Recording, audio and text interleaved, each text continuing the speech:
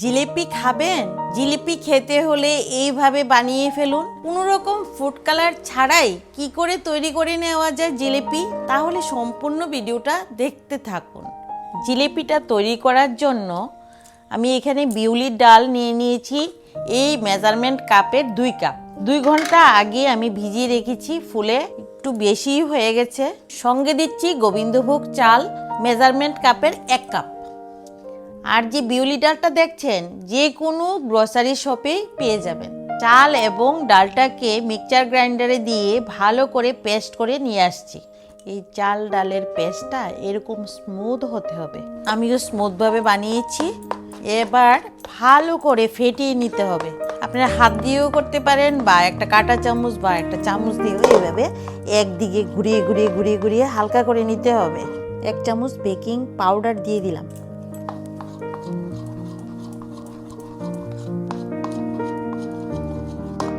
একটু পরীক্ষা করে দেখাচ্ছি, দেখবেন ব্যাটারটা যে হালকা হয়েছে, দেখলে বুঝতে পারবেন। এরকম ভেসে উঠবে জলের মধ্যে। জলের মধ্যে ভেসে থাকলে বুঝে নিতে হবে ব্যাটারটা একদম হালকা হয়ে গেছে। ব্যাটারের ঘনত্বটা ঠিক এরকমই হতে হবে, না পাতলা না ঘন, এরকম। চুলাটা জ্বালিয়ে একটা এরকম হাঁড়ি বসিয়ে দিলাম শিরাটা বানানোর জন্য। 1 কাপ চিনি দিয়ে দিচ্ছি। চিনিটাকে আমি ক্যারামেল করে নেব, যেহেতু বলেছি যে কালার দেব না, কোনো রকম ফুড কালার ইউজ করব না, তাই। ক্যারামেল করার জন্য চিনিটাকে অনবরত নাড়াতে হবে, যাতে করে পুড়ে না যায়। পুড়ে গেলে তেতো হয়ে যাবে, শুধু কালারটারই দরকার।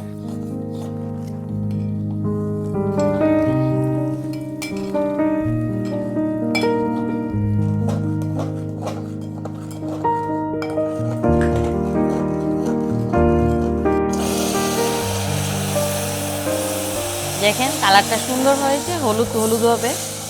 1 কাপ চিনি দিয়েছি, এখানে 1.5 কাপ মতো জল দিয়েছি। এবার ফুটিয়ে ভালোভাবে মিশিয়ে নিতে হবে। দিয়ে দিচ্ছি 3টে এলাচি থেতো করে।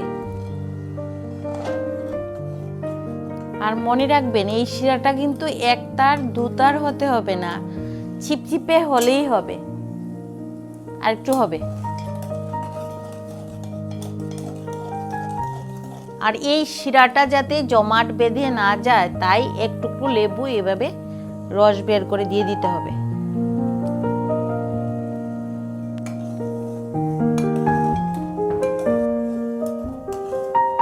শিরাটা স্টিম কমিয়ে দিয়েছি। আর এদিকে আমি ব্যাটারটা 2টা দুধের এরকম প্যাকেটের মধ্যে নিয়ে নিচ্ছি।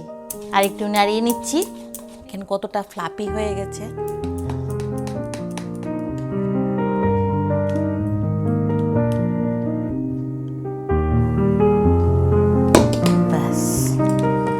এরকমভাবে ঢুকিয়ে নেবেন। তারপর এইভাবে একটু করে কোণ করে বেঁধে নিতে হবে। বাঁধবো আমি রাবার দিয়ে। এরকম রাবার দিয়ে এইভাবে মুখটা বেঁধে দিতে পারেন। হয়ে গেছে একটা। আরেকটার মধ্যেও নিয়ে নিচ্ছি। আবার আপনারা ইচ্ছে করলে যে কোনো বোতলে, নরম বোতলে ঢুকিয়েও বানাতে পারেন।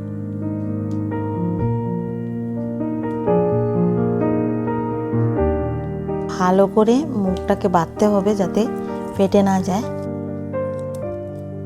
আর এদিকে আমি ব্যাগগুলো ধুয়ে মুছে নিয়ে এসেছি, যাতে কোনো রকম জল না থাকে গায়ে। আর এদিকে শিরাটাও হয়ে গেছে, দেখাচ্ছি। এরকম চিপচিপে হলেই ভেবে নিতে হবে হয়ে গেছে।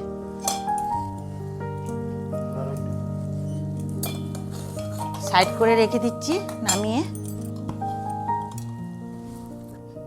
একটা ফ্রাইং প্যান বসিয়ে দিলাম জিলিপিগুলো ভাজার জন্য।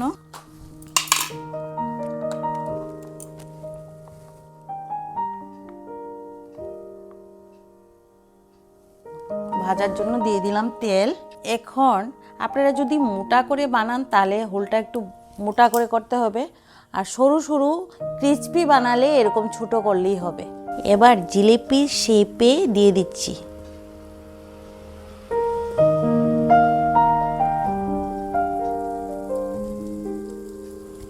এরকম ভাবে ভেজে নেব আমি।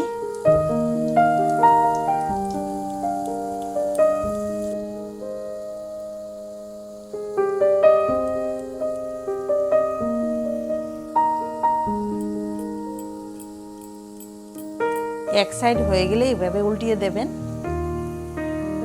এরকম একটা কাঠি নিয়ে নেবেন, তাহলে উল্টাতে সুবিধা হবে। এরকম হয়ে গেলেই শিরাতে দিয়ে দিতে হবে। আর আপনারা যদি একটু নরম খেতে চান তাহলে একটু আগেই নামিয়ে নিতে হবে। শিরাটা ঠান্ডা হয়ে গেলে একটু গরম করে নিতে হবে।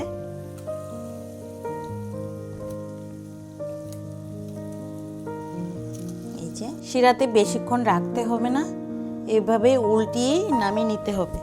বেশিক্ষণ চুবিয়ে রাখলে নরম হয়ে যাবে।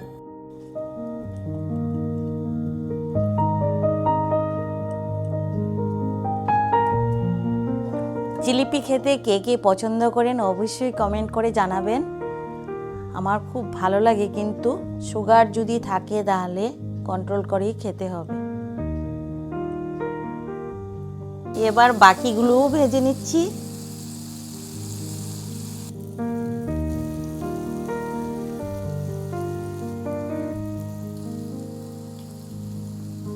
আবার দিয়ে দিচ্ছি শিরাতে।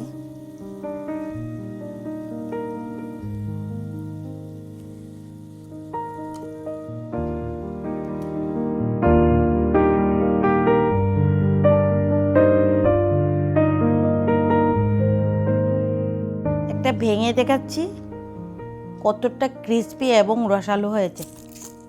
আমার এই জিলিপির রেসিপিটা যদি আপনাদের কাছে ভালো লেগে থাকে অবশ্যই ভিডিওটাতে একটি লাইক করবেন এবং বেশি বেশি করে শেয়ার করে দেবেন। আর যদি এই ভিডিওটা ফেসবুক থেকে দেখে থাকেন তাহলে পেজটা অবশ্যই ফলো করে দেবেন। আর যদি ভিডিওটা ইউটিউব থেকে দেখেন তাহলে অবশ্যই সাবস্ক্রাইব করে বেল বাটনে ক্লিক করে দেবেন নতুন ভিডিওর নোটিফিকেশন পাওয়ার জন্য। আবারও দেখা হবে অন্য কোনো রেসিপির সাথে। ততক্ষণ আপনারা ভালো থাকবেন, সুস্থ থাকবেন।